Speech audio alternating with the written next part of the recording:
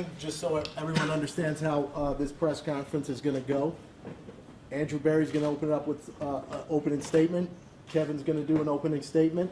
Then Deshaun's going to give an opening statement. Then we'll open it up for questions. We're going to do a little bit different than we've done it in the past in this room because there's so many people. So if people could raise their hands when they have a question, I'll call on you, and then we'll fire away. AB? Good afternoon, everyone. Before we introduce Deshaun, I thought it was important to say that we as an organization know that this transaction has been very difficult for many people, particularly women in our community. And we realize that it has triggered a range of emotions. And that, as well as the nature of the allegations, weighed heavily on all of us, myself, Kevin, Jimmy, Dee, Paul, Whitney, JW, as well as the men and women up and down the organization who were involved in the decision-making and vetting process. And it was because of the weight of the anticipated reaction and the nature of the allegations that really pushed us to do as much work as possible, both internally and externally, in terms of understanding the cases and who Deshaun was as a person. And it was through this really 5-month odyssey and the information that we were able to amass, the reference work, and obviously working through due process and the legal process that got us comfortable pursuing a trade for Deshaun. I want to touch on a little bit the work that we did do. First it starts with, like I mentioned, the reference work, understanding and talking to people who knew Deshaun intimately, interacted with him frequently at different phases of his life, whether that's when he was in Gainesville, at Clemson, and then really, multiple people up and down, the Texans organization across multiple leadership regimes. We used independent, investigative resources within the Harris County and Houston law enforcement community in order to get an unbiased and well-rounded and comprehensive perspective on the allegations. We didn't want it just to be one-sided. We used third-party legal counsel that allowed to really analyze all the information that we were able to collect and amass. And I should note, because I know a lot has been said about this, we were advised by our attorneys, we were advised against reaching out directly to the 22 women out of concern that it would be considered interfering with a criminal investigation. And it's this, among several other reasons, that made it important for us to use independent investigative resources that were unbiased and comprehensive so that we could get a full picture and full perspective of the criminal and civil cases.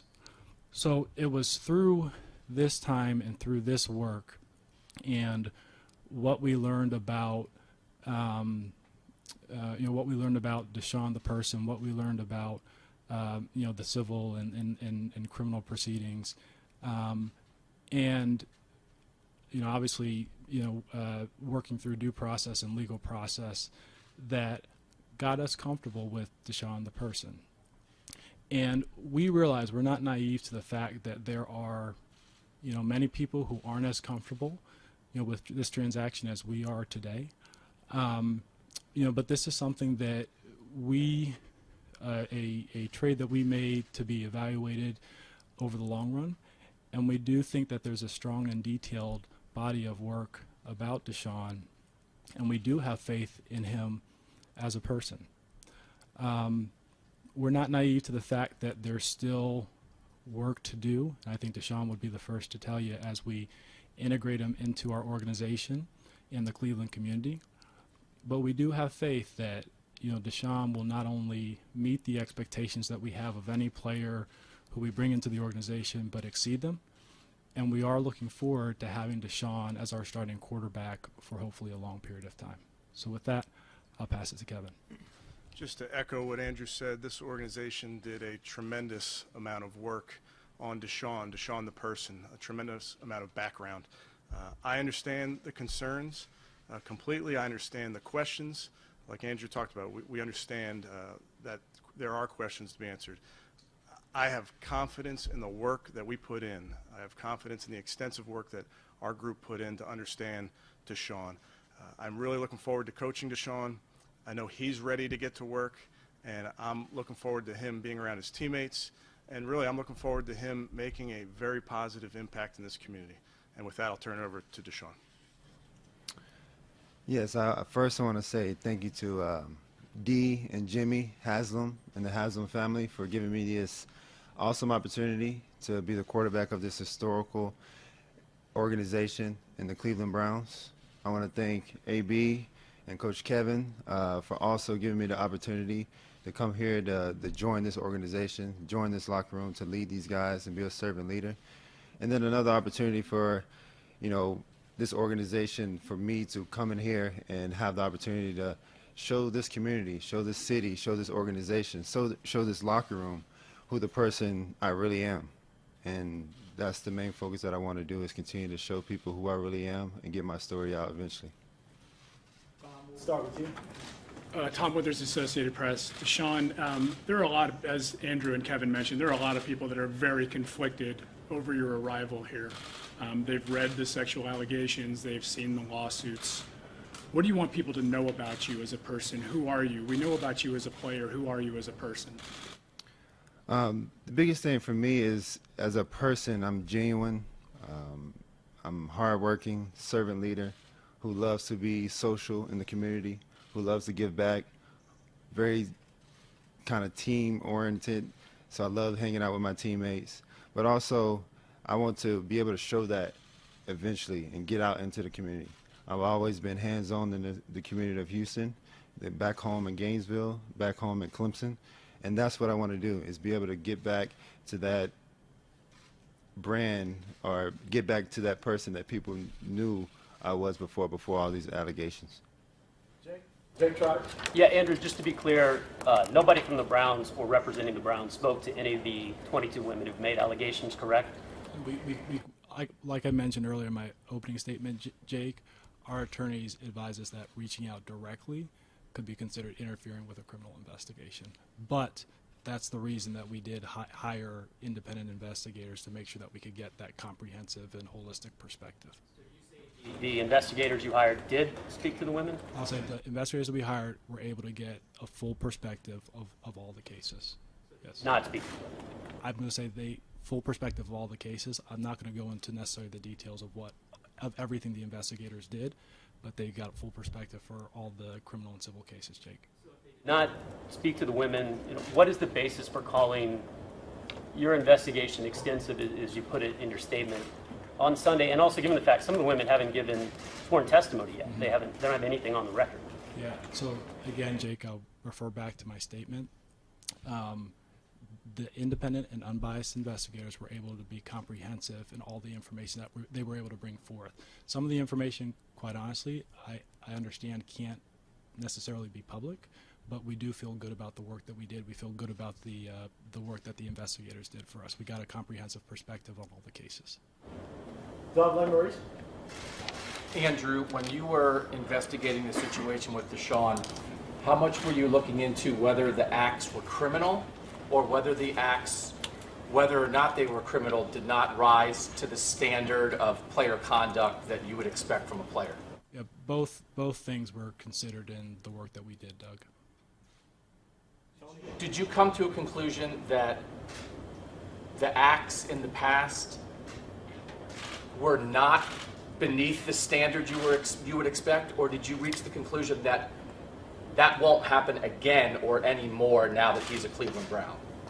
I'll go back to, we felt good about everything that we collected. We felt good about Deshaun as a person. We felt good about what we learned about the cases, Doug.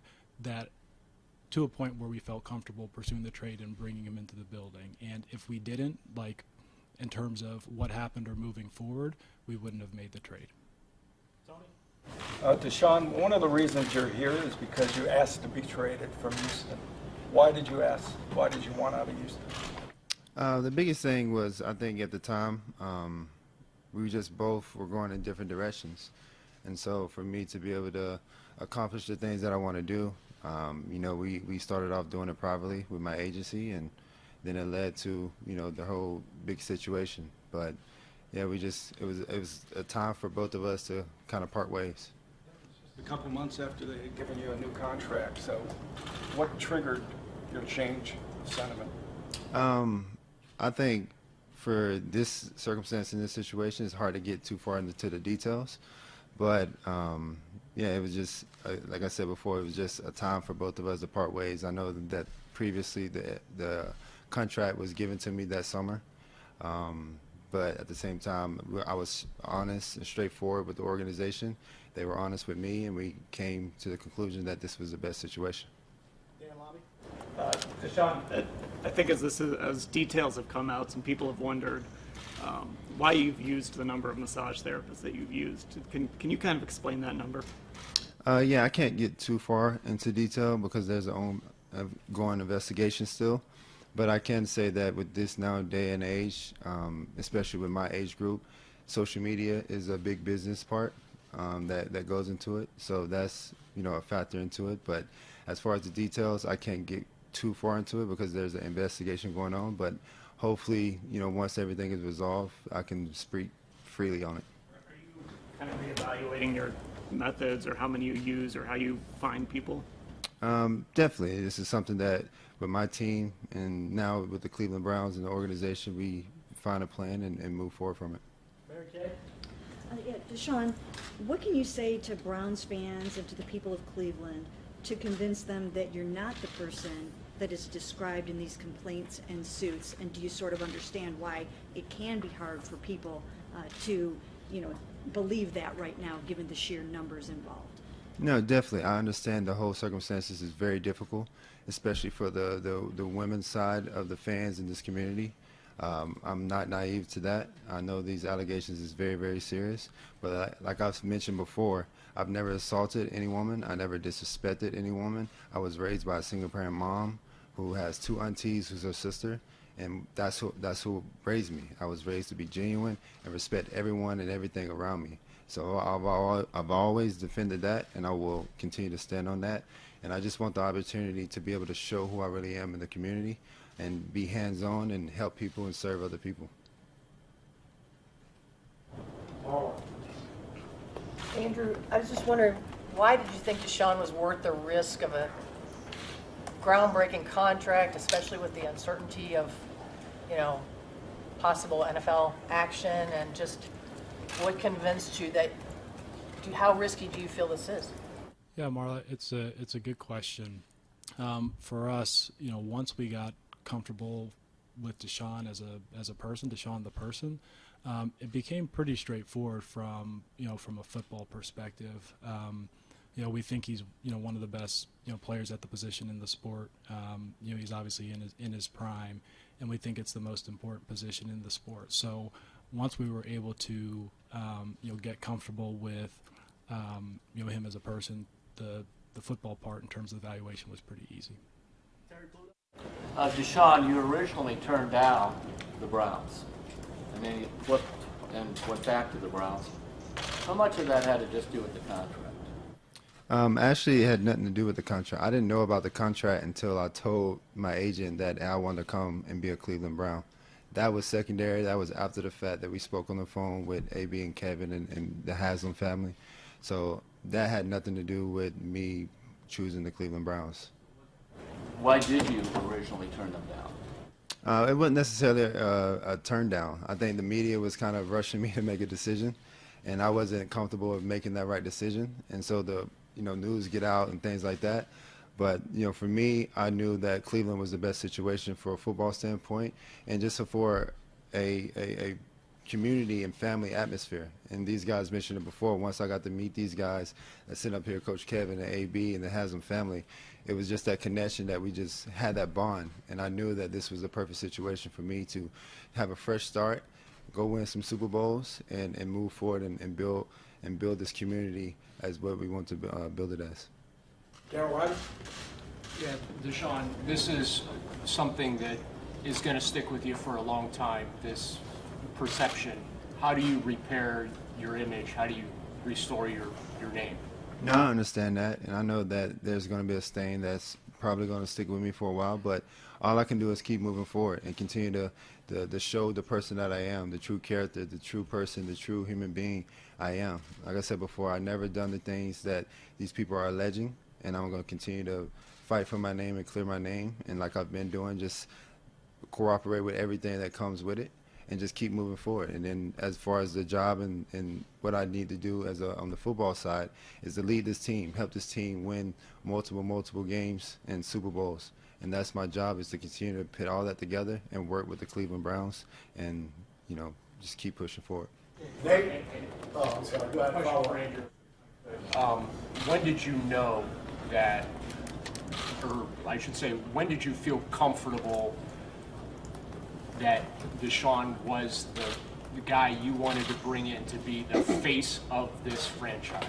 Yeah, Darryl, I don't know that I can pinpoint a specific moment, but it was a long process. Like I mentioned, it was a 5-month odyssey, and I don't know that I know the specific day or time, but it really was a combination of all the factors. And as we were able to accumulate more and more information, the pure volume of it and the amount of time and work that we place into it, that's ultimately what got us comfortable with him. Tony? Okay, the 5-month odyssey takes us back to late October, early November. And Kevin, I want you to answer this too. So did you make a decision you were going to replace Baker Mayfield at that point? No, it's a good question, Tony. So that's typically the time of the year that we begin our planning for the next offseason. So usually once the trade deadline passes, you're building your free agency board, you're getting to late fall in terms of your draft process. So that is the time that you'll begin a lot of work on a lot of players. Obviously, given the complexity of Deshaun's situation at the time, there was going to be additional work needed to make sure to vet it as thoroughly as possible. So at that time, we had made no specific decisions, really probably anywhere on the roster, but we were trying to make sure that we obviously had enough time to do as much work as we could. Isn't there a decision made that you need to be better at that position? No, I mean, I think I've mentioned to you guys before that, like, every offseason we do go and look at player availability or look at the roster as if we have an expansion team. Certainly as we got more involved into the research process, we did think through a number of different possibilities, but I can't say that there was a specific decision made at that time. Let's go Nate, then Jake, then Mary Kay. Deshaun, why should you be believed instead of more than 20 women? I can't speak on what people opinions are because everyone have their own opinions, but what I can continue to do is tell the truth, and that is I've never assaulted or disrespected or harassed any woman in my life. Like I said before, I was raised differently. That's not my DNA. That's not my culture. That's not me as a person, and that's not how I was raised. And for me, just to continue to push forward and show people that who I really am. And a lot of people haven't met me before. A lot of people haven't spoke to me before. A lot of people haven't been in the same environment as me before. And I want to continue to open that up and be able to have people, come to me and be able to talk to me about, certain things. Will you try to settle the 22 civil suits? That's not my intent. My intent is to continue to clear my name as much as possible, and that's what I'm focused on. Jake? Yeah, Andrew, can you explain why you structured the contract in a way in which that if Watson is suspended by the NFL this season, he's going to lose less than $60,000 per game loss out of a contract that's going to pay him $230 million guaranteed? Yeah, Jake, it's a appreciate the question, and I think you guys know I typically don't talk about contracts in this setting. I actually will make a departure from that because I do think a little bit of context is important. So a couple things. Number one, we certainly understand the optics of it. I think for us, after we got comfortable with Deshaun, the contract was really a football decision. The things that were important to us from a club perspective were to have another year, have Deshaun under contract for another year, and to have it structured in a manner that would allow us, maximum flexibility to execute the rest of our off-season plan. And that's specifically true as we really kind of facilitate the next steps with Baker and Baker's contracts, on our cap. And I think probably the other thing to mention is that structure, Jake, is very similar to a lot of the large contracts that we already have. A lot of the larger player contracts that we already have on the books. Do you think the NFL needs to take a look at their enforcement if it can be circumvented so easily? I'm sorry? The NFL take a look at the way that they enforce, given that it can be circumvented so easily in terms of financial penalty. I that's not something that I can speak to. That's probably a better question for the league. I can just talk through really the club considerations from our perspective. So one more, if Deshaun was coming to Cleveland, as he just said, before you even talked about the contract, why give him a new contract that not only was new, but the richest in NFL history for a single contract in terms of guaranteed money by a full $80 million. So, again, for us, like getting an additional year of control was very important for us, Jake. Let's go Mary Kay, Jeff, Scott.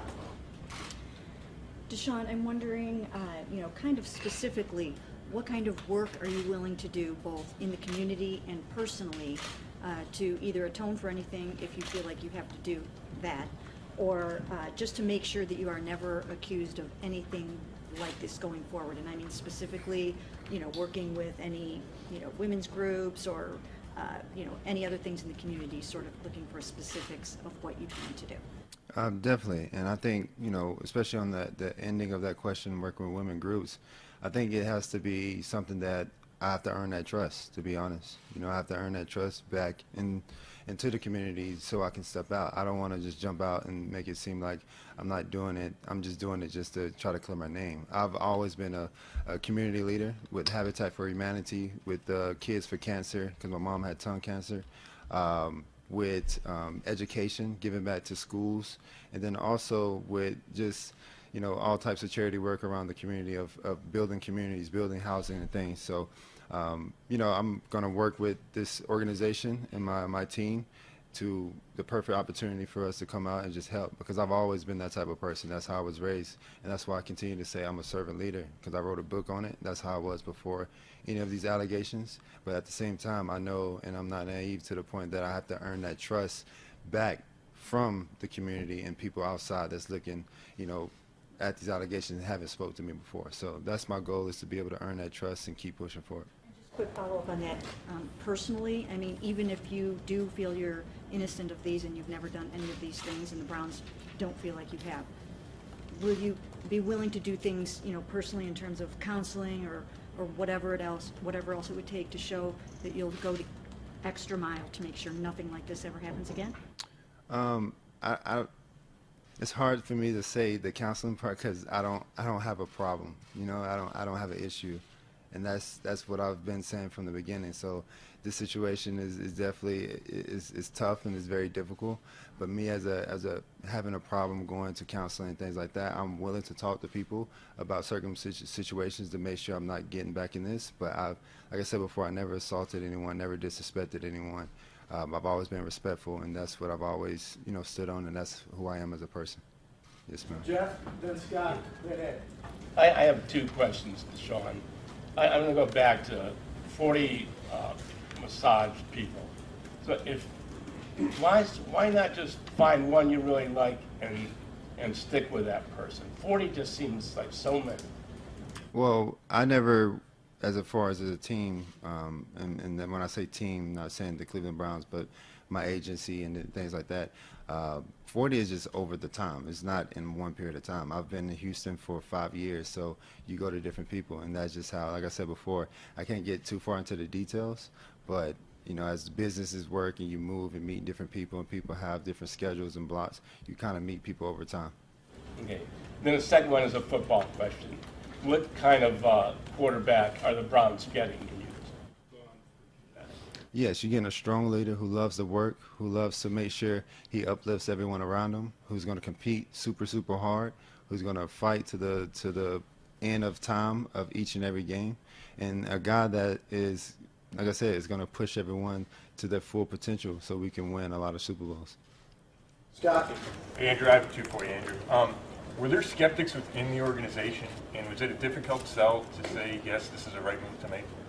Yeah, I can't speak for everyone in the organization, Scott. That probably would be inappropriate, but I think we had a broad number of people, you know, men and women in the decision-making group, and we did feel comfortable with the trade and the transaction, you know, after the body of work that we were able to amass. Do you expect Deshaun to be suspended by the NFL? And if so, have you been able to get a feel for how long that might be or when that might go into effect? We've had an open line of communication with the NFL, and we'll cooperate with, you know, the investigation as appropriate. They have their own process that they have to work through, and like I mentioned, we'll cooperate with that. And you know, when they render the decision, we'll work with them, and when they render the decision, we will obviously respect it. Ed, thank you. Sean, I heard what you said about not being able to get into a lot of specifics in these cases, but broadly, with 22 women filing these suits, what can you tell us about what actually happened with these women? Are you saying that they all just made this up, they're all lying?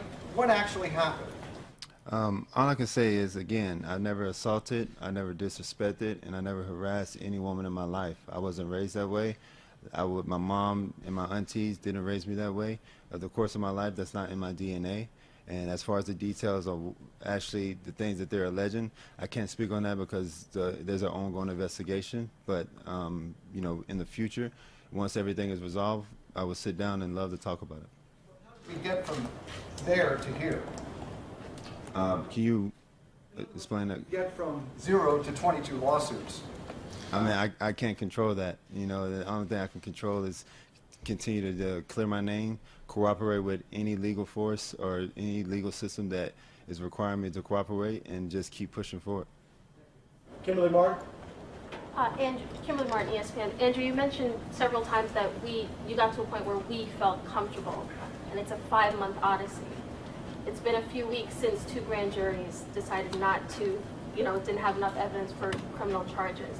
So exactly at what point did you feel comfortable? Because 5 months ago, there was still the threat of potential criminal charges. So exactly what made you feel comfortable, and when was that?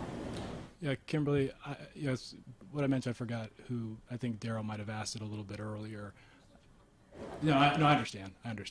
I don't know that I could pinpoint necessarily a specific date, but certainly as we got closer to you know, the grand jury proceedings, you know, we had gathered enough information, or I should say a lot of information regarding the criminal and civil proceedings, as well as Deshaun the person.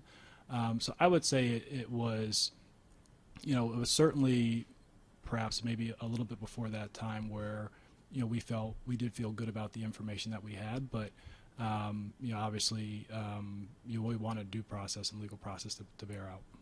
You mentioned the word optics. So from the outside, the optics look like an elite player worth the risk. Are the optics correct? That if he were not as talented, the organization would not have gone down this path and done the due diligence it says it did? Yeah, Kimberly, I would tell you that on the one hand, you know, any player we would try and do as much work on as possible. And then on the other hand, if we didn't get comfortable with Deshaun the person, it wouldn't have mattered how talented he was. We wouldn't have pursued the trade. Let's go Tom Withers in front, then we're going to go Cam, then we're going to go Nate. Deshaun, have you already had conversations with new teammates to kind of clear the air or explain to them who you are? Yes, a lot of teammates reached out to me when the trade was happening or when the information, the news came out. But I've known a lot of people in that locker room also, just from the course of high school, college, and just playing against, or some guys that were in Houston with me, and vice versa. So a lot of the guys have definitely reached out. We've definitely talked, and a lot of guys know me as a person. And I'm going to continue. The guys that haven't met me before, once they get in April, I think it's the 18th, I'm going to continue to show who I am, and we can sit down and speak about it. There are people that are never going to believe you. Can you live with that? All I can do is continue to just stay focused and speak the truth, speak my honesty, and just keep trying to help other people. I can't speak for everyone else. Cam? Andrew, this organization has been like a cornerstone for making women feel inclusive in the NFL.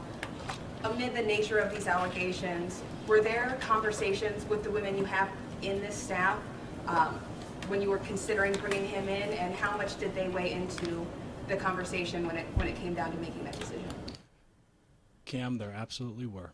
And, we've talked a lot about building a diverse group within the organization and bringing all the perspectives to the table. And that's certainly something that we did with this decision as well. Have you had conversations with the women in this organization, and what is the message to not only those in this organization but the fans who are looking at this decision and feel concerned about it? I've only been here a day, so I haven't been able to meet everyone.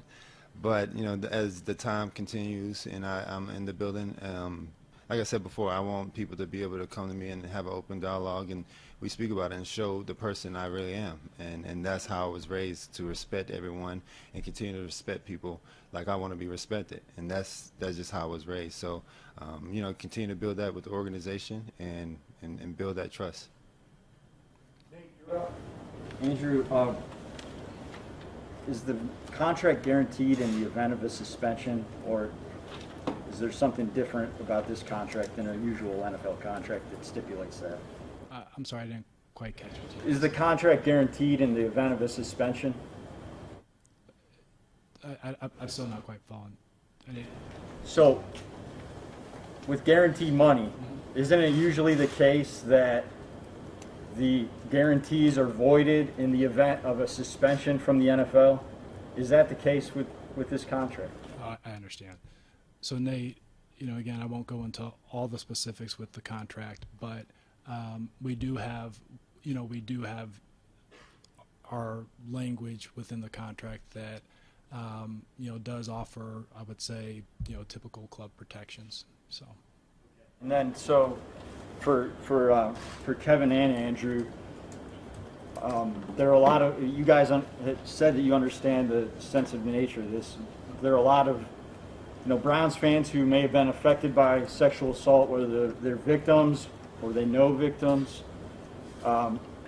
People who just think it's wrong to trade for a player with this number of allegations that he's still facing in the legal system.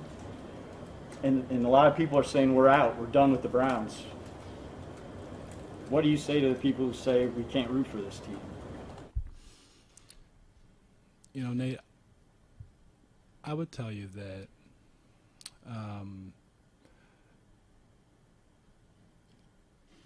we'll never fully be able to walk in the shoes of individuals who have been affected by sexual assault.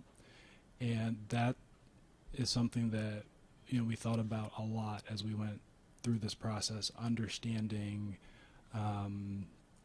what the reaction would be. And that's something that weighed heavily on me. And we empathize with that emotion. We empathize with that sentiment. And at the same time, we also do feel good about the work that we did as we vetted this transaction. We do have confidence and faith in Deshaun as a person, and that did weigh heavily in the decision.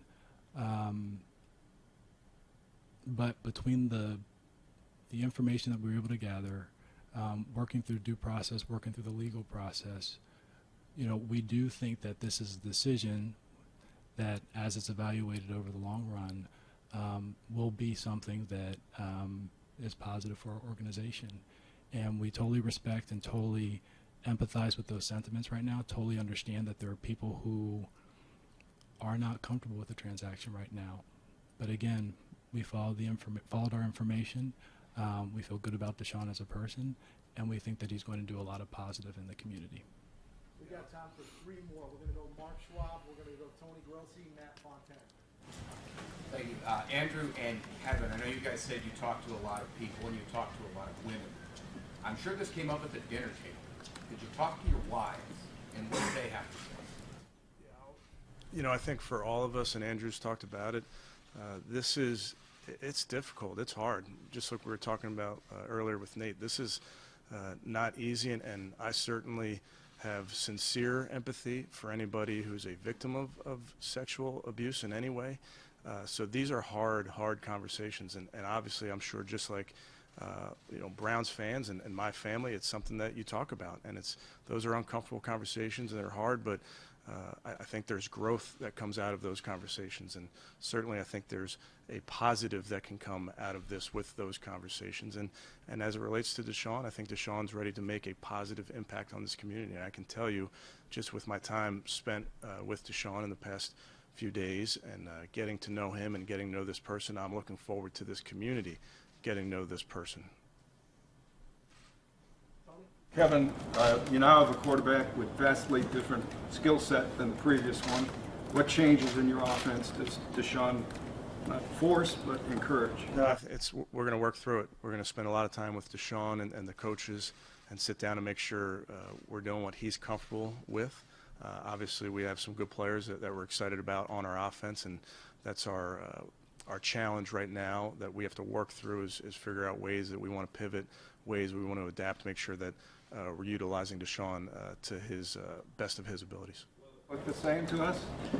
Yeah, I think just if you watch a bunch of what Deshaun's done in his past, there's similarities to what Houston was doing to what we're doing. There's some differences, and that's our job that we're working hard on and understanding where we want to move to. So yeah, I do think you'll see differences.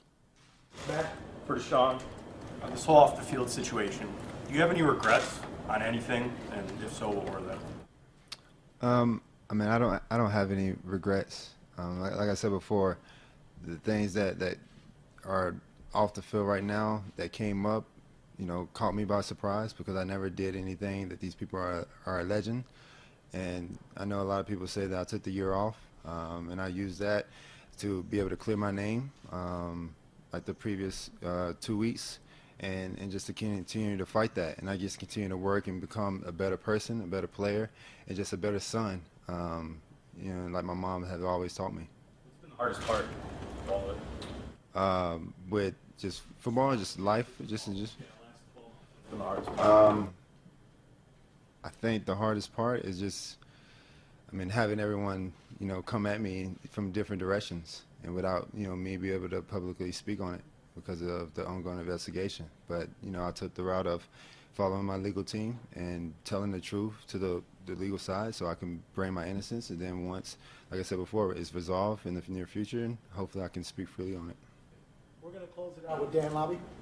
Yeah, Andrew, I just wanted to ask, obviously, we talked about the investigation and the research. Deshaun is obviously maintaining his innocence. After all of that, do you and does this organization believe there was no wrongdoing? Dan, we feel very confident in Deshaun the person, and we have a lot of faith in him, and we believe that as he gets into the community and our organization, he's going to make a positive impact. All right, we're going to close with a photo. Thanks, everyone. Go ahead.